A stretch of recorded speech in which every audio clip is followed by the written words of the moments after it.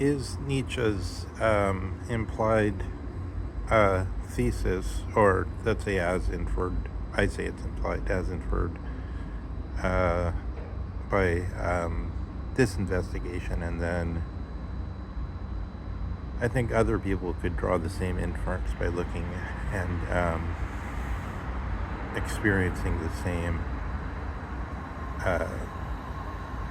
vision.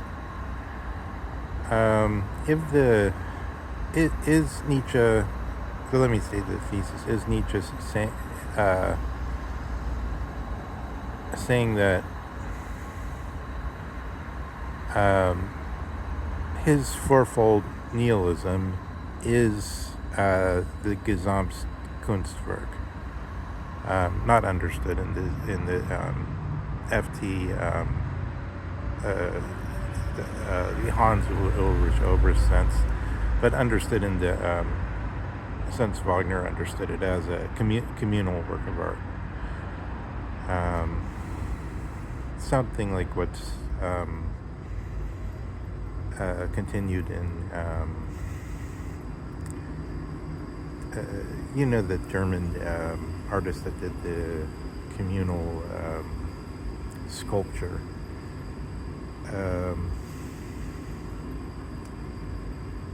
Something like that. Something, it's still in our tradition, but it's somehow the word is misused. So it's a jump between the Gesamtkunstwerk, or communal art, is something like the Christian teaching, or something like Catholicism thrust into a Roman circumstance.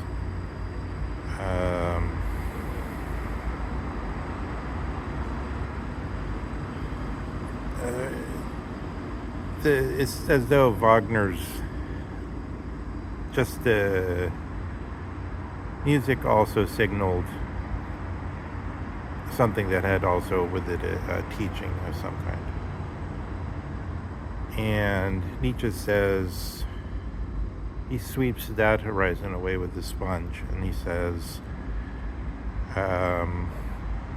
not with this la gregariete situation, not with the gregarious spirit raging over human beings. So the gregarious spirit, again, is totally at ease with the individualist spirit. It's almost as though there were more of Das Man, more of the need, because you have everybody speaks a different language in a certain sense. There's a great tendency to rush into the just the way to get things done version, which probably is where business is happy. It's not happy in economics so much. Once it needs economic theory, once it needs to have the make-believe world of the macro-micro split, and then the super make-believe world where you're supposed to be able to target rational expectations through things like the Phillips curve of the so-called macro environment, macro region of economics. All this stuff that came out, post-Keynesian stuff that came out starting in like the 50s, this make-believe apparatus of the currently in power economic teaching, as everyone is indoctrinated into some kind of marginalism, some kind of Chicago school efficient markets hypothesis, with the Frank Knight Weberian sort of casting somehow, mean, if you like, pleasant mean of Frank Knight and his students, such as Milton Friedman.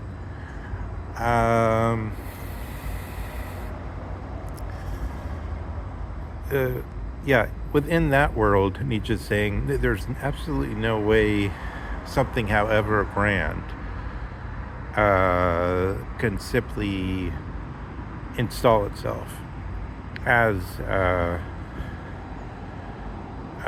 Christianity had with the Romans, and then you got this just the abolishing of Plato's Academy. Or I don't actually have a close history of Plato's Academy from the time of Plato to the 6th century AD, or I guess the 7th century AD, when Justinian closed it down and opened up a center of learning for Christian law, for the so-called Roman law.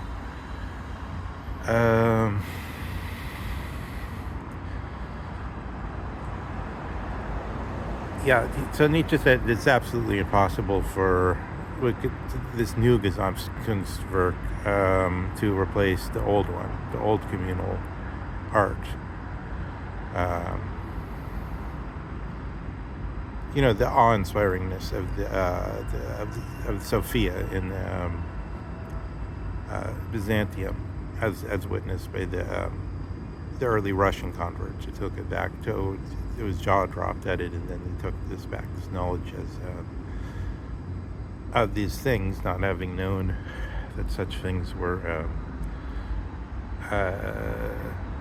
perhaps initially shocked by the inside of the Orthodox environment with all these images, icons, and the colors and all the effects, sort of somehow equivalent to that of I think of the Japanese. The Russians must have much finer sense of beauty, I think, in a certain way than most people's, because it's more like with Japan. If we're talking about things like the French and the Chinese have the best cuisine, something like that, or they're the most responsive to the theme of cuisine somehow, more than any other countries, then you could say also some countries are more receptive to beauty, so that Japan and Russia are probably more receptive to beauty. And then their Christianity, you can read about this in Donald Treadgold, for instance. Their Christianity is, it's not very much about ratiocination. It's not very much about theology on the whole. It's much more about sort of the experiences of people like Gregory Palamas, I think is how you say it. Of course, it's true that that's within a theological dispute. I think that shows the difference there. It's like one side is taking the point of view of the theological prohibition on something, and the other side. And then the other side is saying, but wait a second, he's actually having this direct transcendental experience. And so I think that shows the difference to some extent of the difference between the Russian attitude and the Catholic attitude. The Catholics were, I almost said were not a Catholic, but I do subscribe to sort of the Jesuit scholarship in Heidegger. That's exactly what gives Heidegger such a backbone, sort of the Jesuit spirit of intellectual self-respect, almost as harsh in its own way as the Romans were extraordinarily harsh race. So there is a big difference between the East and the West, I think, in that respect. And so then one can ask, I see. So here we could say, what does Nietzsche say about the Russians? That's sort of crucial, I think. And let's leave that. We'll talk about Dostoevsky. We can talk about it all the way down to Sologub and to these sort of Ukrainian type of presentations, like in the Master and Margarita, um, which veer towards a different prism of vision than the Russian prism of vision. I do think there's definitely the Ukrainian Geist, I guess, rather than just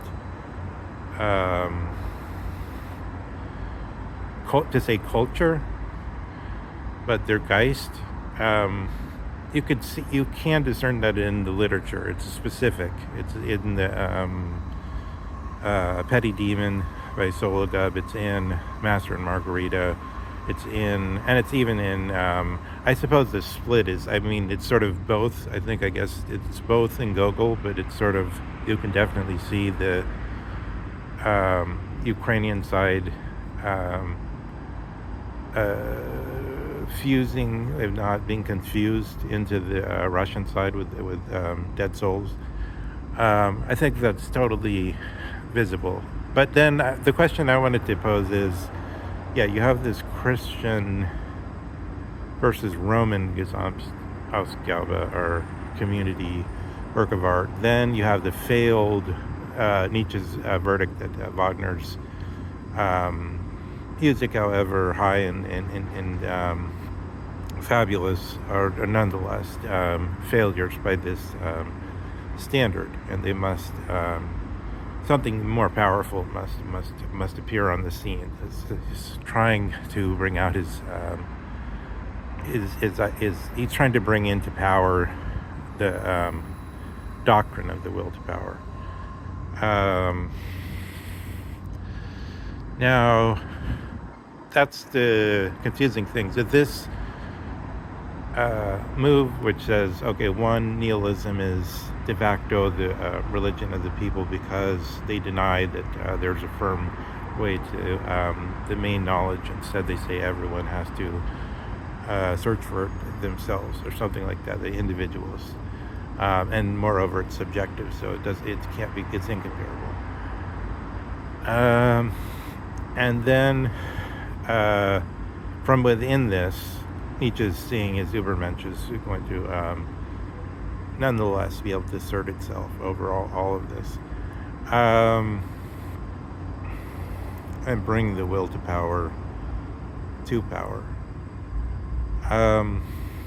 And then at the same time, we have Russia still has never, because of the Soviet Union. So I think that's the biggest, in fact, I would say that's the biggest criticism I would directly, this is where Dugin has some, I think this is where he has some problems. I know there's people like the old believers who were continuous, but I think there's something there of the Soviet period and then going back to orthodoxy and then seeking the orthodoxy in the ethnos, as though there hadn't been the Soviet time. And there's still 90% of, or more than 90% of Russians were Volk or peasants. Norod. There's something, that's not actually what happened. There's an evasion in that. There's an alibi seeking in that. Because what actually happened more resembles if there were a remote tribe and they were contacted, and as though they had to look in the mirror and suddenly they say, oh, we're like that. It's more like what Mishima is describing with the 2 times of looking in the mirror with first Admiral Perry in the 19th century forcing commerce with Japan through all kinds of ritual practices, sort of a meeting of diplomatic procedures, forcing that, not through direct military, through military pomp, as it were, but not through actual battle, forcing that the Japanese to see themselves through the American eyes, and then again World War II through actual battle, forcing them. And after that, Mishima says, we're no longer the monoculture. Now we're part of the multiculture. We're one of the satellites of this idea, as it were, of this reality. Uh, yes, that's the real difficulty, is that Russia already is an individual culture. It already is culturized. It already is different, but not higher or lower. And then from within that, even though that's already part of the historical being of the Russian Dasein, one tries to ignore it, or destroy it. But it would be like the Japanese trying to only be the true Japanese, which Mishima said is only, maybe there's some of it retained in the criminal underworld, but otherwise nothing of the true Japanese had continued.